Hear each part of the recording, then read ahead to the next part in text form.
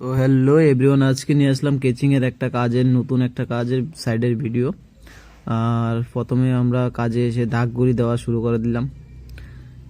এই দেখতে পাচ্ছ ব্লু সুতা, এটা আর এটা দিয়ে দাগগুলি দেব। আমরা তিনজন কাজ করছি। তো ব্লু সুতা দিয়ে দাগ দেওয়ার পর কর্নারটি দাগ দিয়ে নেব। তারপরে আমরা রুমের মধ্যে হবে একটা করে 12 মডেল, দুটো রুমে দুইটা 12 মডেল হবে। ব্যাট কন্ট্রোল হবে 8 মডেল দুটো, টিভির জন্য হবে 8 মডেল দুটো, তারপর প্লাস এসি হবে এইটার মধ্যে। দুইটা রুমের মধ্যে দুইটাই এসি হবে। সিলিংয়ে লাইট হবে 4টা করে, 4 কোণে 4টা লাইট হবে।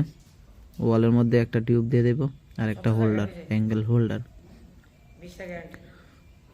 তো পুরোটা ভিডিওর শট নিতে পারলাম না, কিছু শট নিলাম,